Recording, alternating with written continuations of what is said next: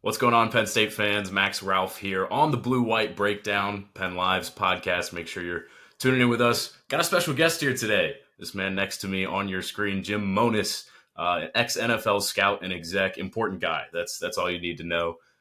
He's hopping on the show today. We're recording on Friday, August 23rd. You might be watching on a different day, but we're going to talk some West Virginia here. Ahead of Penn State's opener and some Drew Allar film. He's put in a lot of time watching Penn State's second year starting quarterback and has some thoughts. So stick around for it. This is going to be a lot of fun. But Jim, how are we doing today? Max, thanks for having me on, man. I appreciate you reaching out after I reached out to you first. Just always interested to see what's going on back in the Patriot News and Penn Live. Obviously, that's where I grew up. Palmyra, PA is where I grew up. I went to Bishop McDevitt, so always paying attention to the local sports. And I know Penn State's always heated discussion. So You got that right. You got that right. Awesome. So, I mean, shoot, it doesn't feel like it, but we're about a week away from the season opener for Penn State here. There's some college football games on tomorrow, Saturday. So we're close. And that West Virginia game, I think there's a lot of talk from the West Virginia fans online. You know, they're feeling pretty confident, but Penn State stomped them last year. I mean, that's the bottom line, and it's going to be interesting to see. So give me your overarching thoughts on this season opener for the Nittany Lions. Well, you bring up last year's game, and that's interesting because I studied both quarterbacks, West Virginia, Greene and Allar for Penn State, obviously. So the fun thing about that is to see their growth through the seasons, to see them play differently, their best games, their worst games, their average games. And that's what you saw Penn State do with Greene. To get into the West Virginia strengths of this quarterback, and I'm just going to say flat out to start, Max, that I am going to be betting on West Virginia against Penn State in this game, okay? Yeah. Because of what I watched of this quarterback, Garrett Greene, for West Virginia. From Tallahassee, Florida, which I go back in those scouting days. You know, I scouted down in the Southeast for 17 years in the NFL. Oh, yeah. And I just think about those guys. I know those quarterbacks. I know the kids from down there. They're gritty, country, tough quarterbacks. And when I compare Greene, I told you a little bit earlier, he's Johnny Manziel-ish is how I like to say it. And I studied, trust me, I was at Johnny Manziel's pro day back when I was working for the Buffalo Bills and saw that whole spectacular. Like Johnny Manziel or not, he makes plays. And he's terrifying for an opposing defensive coordinator to game plan against. So that's a recipe for Penn State, hold your breath on game one. Because this quarterback Greene is going to do everything but what you can game plan for. He's going to move around. He's going to annoy you with his runs he shouldn't be making. He's not the fastest. He's not the most athletic, but he's just going to keep producing. Down the field, he's outstanding. He takes so many chances. But where that can get risky is he is inaccurate. And that is, it could be a fatal flaw for Greene, where he takes so many chances. He's all over the field throwing the ball. He's never really in rhythm, but he's just terrifying. Yeah, it's an interesting thing too, because obviously the Penn State defense is kind of what gets all the headlines, and the secondary is going to be really good again this year. But that West Virginia offense, they lost Zach Frazier in the draft last year. That's a huge piece of that offensive line. But they've got two running backs that are pretty good too. So, you know, maybe if the Mountaineers could get going on that ground game and balance things out for Greene a little bit, it could be interesting, because I remember last year, right after that game, James Franklin said that quarterback's going to cause some problems for people. And you go on, and West Virginia is able to win 9 games last season, and Neil Brown's basically able to save his job. Is kind of where that ended up. So it's really interesting, and I think, you know, how much can that ground game, have you gotten a chance to look at the Penn State defense compared to what their running backs can do? So the easiest way for me to describe Penn State defense is they seem to live in the NFL. They are recruiting NFL talent year in and year out. It's just like when I was scouting Penn State all those years, when I was working for the Philadelphia Eagles, starting out back in the early 2000s, Max, you weren't even, I don't know what you were doing back then. It was probably early stages for me, you know. I was an 02 kid, so people forget Penn State had some dogs. I'm talking about the Larry Johnson running back days, the hardcore Penn State first rounders left and right. That's what they've become again on defense. Obviously receivers as well, but their defense is producing. So bottom line is, you can see why they made Greene struggle. Greene's limits are he doesn't have a big time arm, and he's not a super big guy or a great athlete. He's just good at kind of everything. His Yeah. accuracy and toughness are special, and that's where Greene scares you. Well, let's flip the coin then, because Drew Allar is kind of the exact opposite. He's a guy who has every tool in the bag, but the numbers weren't there. Sometimes he wasn't really making the plays that he needed to make, right? So we switch to Allar. Here we go. The classic pocket passer, which if you're going to be a pocket passer, you better not miss. Yeah. And if I had one little complaint for Allar last season was I thought he left some points on the board. Points on the field, where he just missed some touchdowns, missed some throws. But the one thing I do want to stress, I didn't watch a ton of Penn State last year. I really just watched the film. Their drops were real. I mean, the drops were amazing. To watch other teams like I do, Penn State had extraordinary amount, I'm sure, as you guys know. Oh, yeah. I think that's music to the fans' ears right now. Yeah, so to me, you have to look at that as a positive. Like Allar, see, when I grade quarterbacks, those throws that are drops, those are pretty throws. He gets points for those for me. So, you know what I'm saying? So I don't grade guys on their actual percentage or the stats you see on. You got to do your own tape work. So Allar, do you want to start with Michigan State? Yeah, sure. Because that was first round good. Yeah, right? he was lights out that day. No question.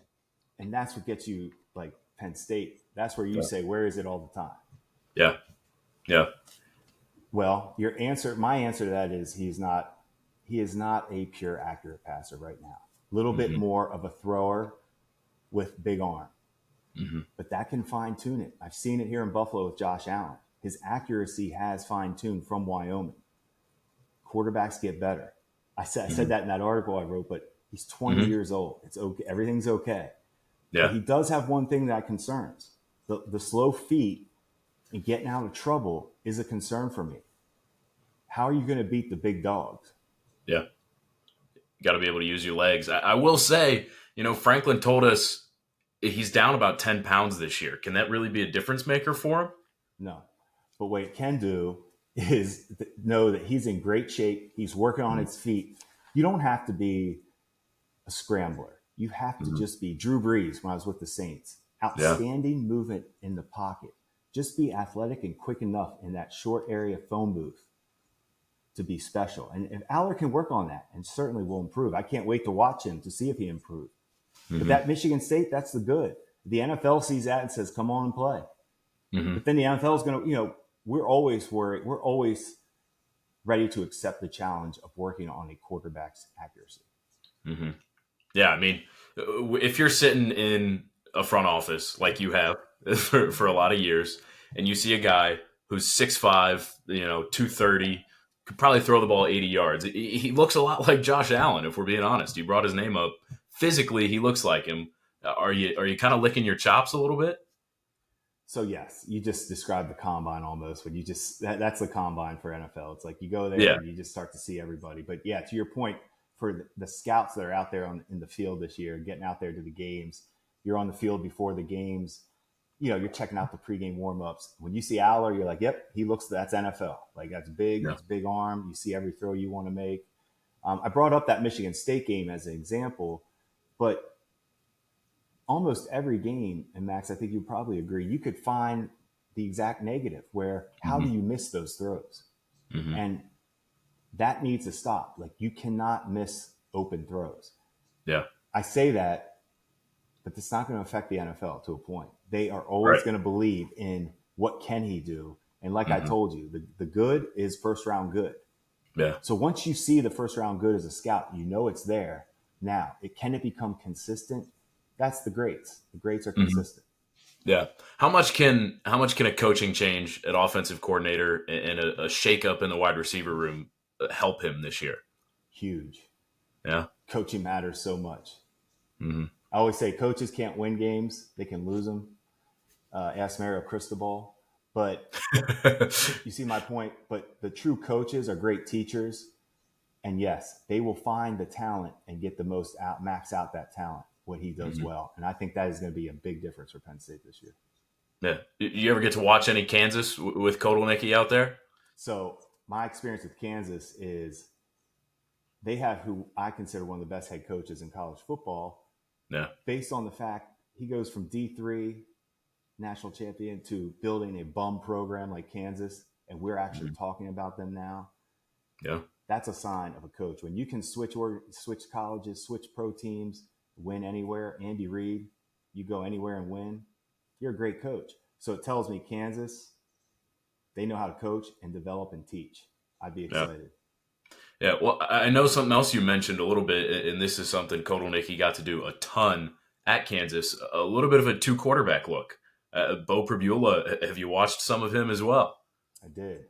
Um, his father, I grew up in Shippensburg, Pennsylvania. So his father, Say, Chad, played yeah. basketball with my cousins. I mean, my older cousins. So I grew up knowing his dad was a good Division II receiver at Hmm. Shippensburg. And yes, so two quarterback system. I can give you the cliche. Sure. Okay. Two doesn't mean you don't have one. But I'll tell you what Sean Payton used to say in New Orleans when we were in draft meetings. And if you remember the Wildcat offense, Max, probably still a little bit young for you, but Miami Dolphins were trying this Wildcat offense with running backs, and it Hmm. was kind of causing some confusion for defensive coordinators. They were direct snapping. They had Ronnie Brown and Ricky Williams, and they were messing around. Okay. Yep. Sean Payton just used to smile, and people would ask him, "Hey, are you thinking about introducing the Wildcat?" And he said, "I will never take Drew Brees off the field. I want the ball in his hands every play." And I Hmm. think at the end of the day, Franklin can say what he wants. You want one quarterback, regardless. Now, watching Prbula, where I do like two quarterbacks, short yardage, goal line, red zone, awesome. Hmm. Prbula has value for sure. Yeah. But watching him, he doesn't look NFL throwing by any means. I don't think anybody's claiming that. No. So right away, you're going with a potential first round passer to, I don't want to say gimmicky, but a role player, almost like a six man in basketball or seven. You have a huge role. We need you. Yeah. Yeah. No, I agree with you, and I think that's the way that he's going to be used this year. The big hot button talking point for Franklin and Kotelnicki has been get the ball in our best players' hands, and they've held Prbula as one of those. And I think if you watch, you mentioned the Michigan State game, even before that, the Rutgers game where Prbula came in the second half for an injured Allar, and they threw the ball three times. I think he's not going in there to throw the ball. He's not a first round talent like you said, but there's value in him threatening to throw and run at the same time. He proved he can make some throws. And when you're running around like they ask him to do, when he does have to make some throws, they're on the move on the left to the right in awkward angles. So it's not the most natural throwing motion to make pure accurate throws. So you have to give him a little leeway on the types of throws he's asked to make. I Hmm. just think he's a really good athlete that a good coach can find a way to use a little bit. But honestly, Aller, you got to be a junkyard dog against Ohio State. That's the bottom Hmm. line for Aller. You want to get to the NFL and you want to get Penn State to the playoffs. Beat Ohio State this year. Which that's going to be hard to do. I mean, they get him at home, which is great, but that Ohio State roster looks pretty darn good. We could get into that closer if you want to another time because Will Harrington is fun to watch. Yeah, yeah, I can imagine. I mean, that's another PA guy right there. So, but yeah, with Prbula too, people discount how difficult it is to make those throws on the run. I mean, especially the whole obviously RPOs huge thing these days. The past 5 years, everybody's doing them. They're all doing the same thing with different quirks. But it's so valuable, and yeah, for Prbula to be able to do that, it's interesting, but I'm with you. Aller's got to be on the field. He's got to be the guy. With Aller, you mentioned the Michigan State game. That was great. He was just slinging it. Um, we talk so much though about his touchdown to interception ratio. It's kind of the number that Franklin always comes with, 25-2. Is there an element that where you got to see somebody kind of let caution go to the wind at times? Yes, And 100%. you mentioned it with Green as well. So, 100%. Green yeah, he'll whip it around. Like, and it scares you. You can live and die with it. But I don't think you can whip it around and not be careless. right. Yeah, and that's what you're asking him to do. And he's never going to be that guy because of his lack of movement anyway, Hmm. which Yeah. sometimes can become the reason why He can't get out of trouble, so he's going to get rid of it. And that can be hard too. Or not on time with the receivers. Mm. Yeah. I really think you can't, the movement cannot be a fatal flaw. That's how we would term it in draft meetings. Like, is his lack of feet, legs, however you want to term it, creativity, is it fatal flaw? I don't think it's fatal flaw. I think he moves around. He gets out of the pocket. He's tough. He makes some runs. I was going to say, they sent him on a few read options last year that kind of like threw me for a loop. I was like, this is really, I will say this is the part, we're all sitting up in the press box as writers. In his freshman year, Clifford's still the guy, but they're blowing teams out like crazy at the end of the year. Allar gets in there. They're running read options with him as a freshman, and we're all just sitting there like biting our tongue. Like, why are you getting your 5-star freshman hit on a read option right now? But I digress. I do think that his legs are serviceable, and I think the footwork thing is interesting because that's the other thing that the casual fan maybe doesn't necessarily realize is how much the footwork affects throwing on the whole. Everybody should get to experience like an NFL football practice up close to just see the drill work and the intensity that goes on in footwork alone. You can make yourself such a better quarterback. Mm-hmm. Yeah. You got to be able to hear the footsteps. He's got a new offensive line in front of him too. Definitely going to be an interesting year for Allar. Let's talk a little bit about the games that went wrong for him. Ohio State, Michigan. What'd you see on the film? Frustration for me because I thought he missed throws early to cause him to, I guess, press or get rid of the ball too soon. He was out of sorts, and that's why I use the term junkyard dog. He didn't look like that to me in those games. You brought up those games. He's rock solid in the other games. So you can't have that drop off. You can't be Lamar Jackson and Dak Prescott. Don't have the drop off in the playoffs. Don't have the drop off against Ohio State and Michigan. Yeah. Have you drop off early. You got Delaware. Have an average game against Delaware. Yeah. Sidetrack. Lamar, is he ever winning a Super Bowl?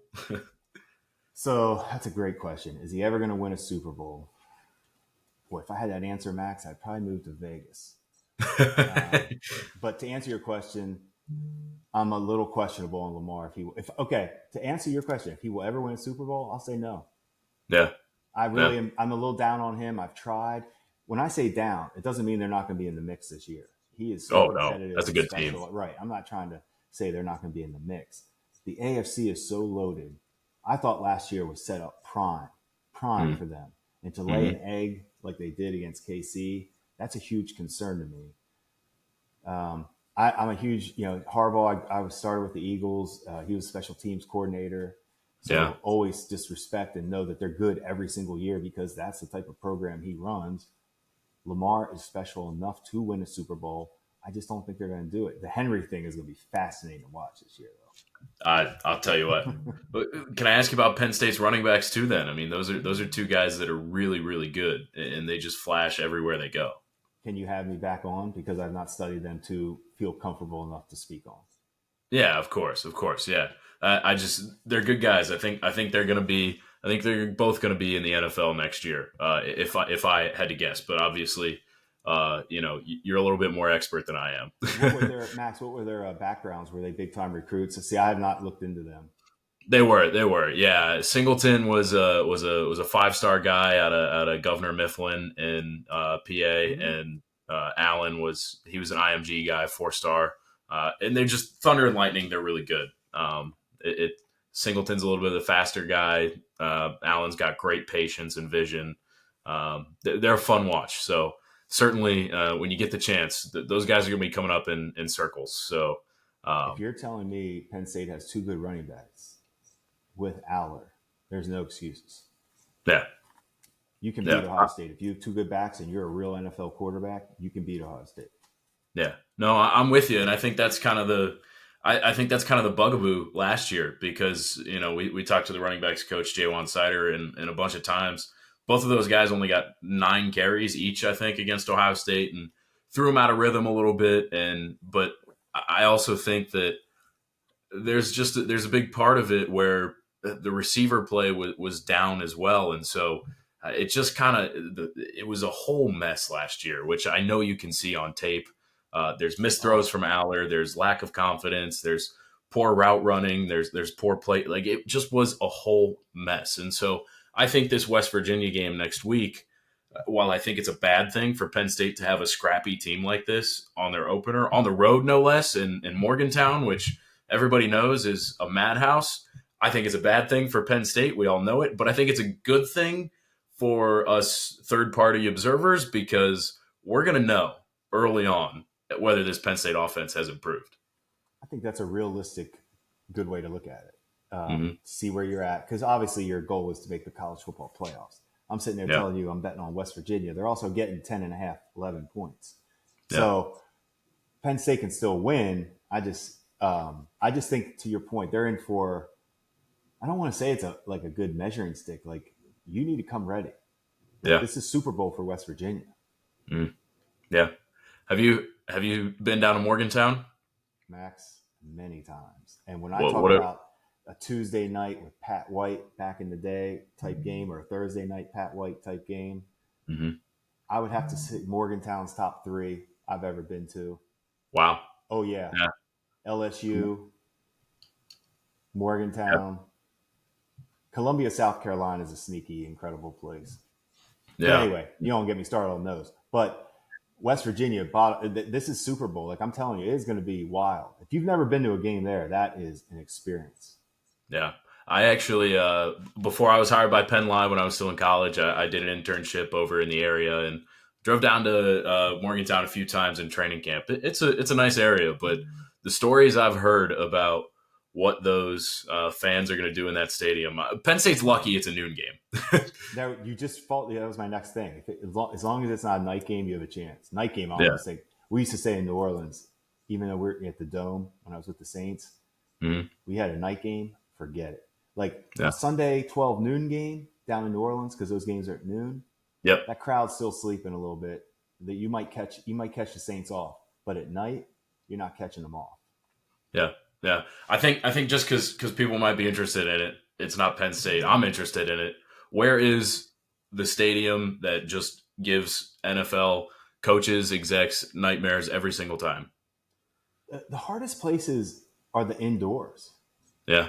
I don't care what anybody says, because it always has to do. The Dome is when you can't hear. So if you're outside, like I said, so for New Orleans, they're used to the home crowd. But when we had to go to Atlanta, if Atlanta's rocking, that's real. Like it's loud. You see what I'm saying? So domes make a difference for the noise. So that's kind of a lame answer. Crowds in the NFL, it's professional, man. It's I hate to say it, but I don't think home fields make a difference. Weather's an equalizer. I'm sorry. Yeah. I used to say all the time, like, you think in Buffalo when we had like Percy Harvin and Sammy Watkins, they weren't from the Northeast. Like, they like to play in warm weather too. Like, they weren't playing snow. Yeah. Yeah. Weather is absolutely different. So there's my point. Weather is, like, to me, is the equalizer. Like, that is where your home field advantages come. I don't necessarily think it's crowd. But yeah, that's good. That is good for the NFL. You know, I will say, like, Oakland back in the day when Oakland had their Coliseum. Yeah. That was tough. Now, I haven't been to the Vegas. I'm hearing this Vegas thing is real. Like the Vegas, everything's going down in Vegas right now.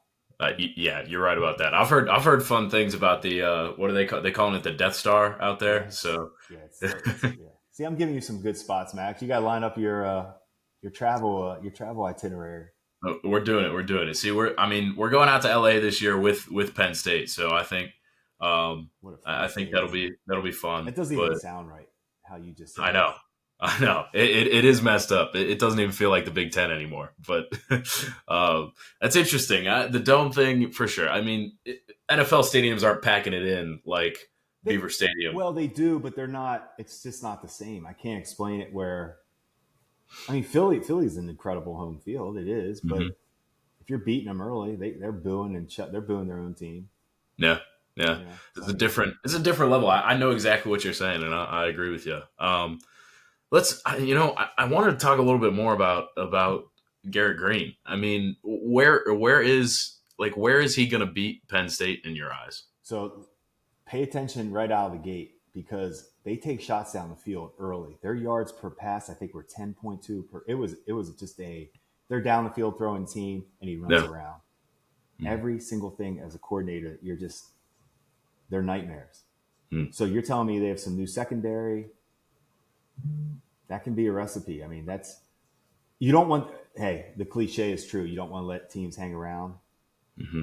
You don't want this to be coming down the fourth quarter like that, where it's a one-possession game. Yeah, it's cliche for a reason, right? I mean, Cliches how many times has a lesser team, especially in college, knocked off a top team early on because they let them hang around? It happens way too much. Parting shot here. Here's what I gotta throw it at you. You're a betting guy. Is Penn State making the playoff this year? So I like that question because I will say yes. I think this is their year. I think there's ever a time to do it. This is it. I'm sitting there pumping up West Virginia. I think Penn State's going to win the game. I just took the points. I think Penn State's prime. I like the fact that I think this is the year they can get Ohio State. I just do. You have Will Howard, who we'll talk about maybe another time, Max, but he is talented. I'm not trying to say that. And I know about the rest of their team. It's first round NFL everywhere. So is Penn State, though. I don't want to hear that anymore. Like, I see the tackles playing. I see the tackles getting drafted in the first round on offense. Yeah. Like, I see the defensive ends. I see the corners. Those are prime NFL positions. James Franklin is recruiting big-time talent. That eventually, the quarterback's going to get you over the hump. The coach can keep you under the hump, in my opinion, if that makes sense. Yeah. No, I know exactly what you're saying. And I think the quarterback I think Allar's got to be a dog for them to get the playoffs. And you think he's going to do it? I think he's going to do it. Yeah. Yeah. I like it too. If you're reading Penn Live today, me, Johnny McGonigal, Bob Flounders, we just threw up some CFB playoff predictions online. Go check it out. I think me and Johnny both had Penn State getting in. Bob had the Lions out, so a little bit of differing opinions. Do you see the USC game as like a nightmare game? Like going. I see it. I do. Just because of the travel. I think Penn State's been planning it for months. They've done site visits. They've tried to figure out how they're going to do staying down there, where they're going to practice. But I just think it's different when you actually get out there and play it. The 3-hour time difference is going to hurt. These are things that college teams haven't ever had to do. If they've gone out there, it's been for a bowl game, and they've got a whole week of preparation. So I think that it's going to throw some things off. I think that, like you said, quarterback play. I think Miller Moss, he had a huge debut in that bowl game last year. He's not Caleb Williams, but they've got returners on defense. They've got some really good young receivers. I see it as a trap game, and I have Penn State going 10-2. 2 losses are at USC and against Ohio State. So I agree with you. I think that's a trap. Max, I'm writing these down. USC, Ohio State. Okay, thank you for the information for my gambling. Hey, don't quote me on it. But I'm with you on that. It makes sense. Like, those are tough games, especially when USC is before Ohio State, correct? Yeah, correct. Yeah, that's always hard too, because it's always that game is on your mind all year. Mm-hmm. So that's where the trap falls into play. Yeah. If Penn State loses against West Virginia, which neither of us think they will, but it could happen. I mean, you're taking the points. Mm-hmm. Can they still make the playoff? Mm-hmm. Long season, tough. Yeah. Coaching, culture, quarterback, always kind of tougher, because 0-1 in college is like, I know. But you still, the rules are, I mean, everything's set up now that you can still have a and that's good. You shouldn't be done after one game. That's ridiculous. Yeah. I'm with you. I think Michigan's got a ridiculously hard schedule this year. I think the top 3 teams are from the Big Ten are getting in, just because it's one of the 2 super conferences. They're gonna get preference. I think the top 3 teams are getting in. I think it's Ohio State, Oregon, Penn State. No matter how it shakes out, those are my favorites. So, anything else you want to add, Jim? No, Max, I appreciate it, man. Let's follow it through the season. Maybe come back on and see how things are looking. Yeah, I would love to do a midseason update on how we think Allar's doing, whether he's got that junkyard dog in him yet. But this has been fun. Jim's doing some columns out on Go Long. Go read him up. He's doing great stuff. Like I said, he's knowledgeable. You can tell it here. He's been around the NFL. He's been in front offices. A lot of fun. Go check out what he's doing. Remember, subscribe to us on Penn Live. If you're listening next week through the season, I am starting a Monday evening mailbag. Subscribe to our subtext. You can text with us, get in touch. Got to keep plugging that. Me, Johnny, and Bob, if you want to hear from us, go do that. Subscribe. We'll see you around.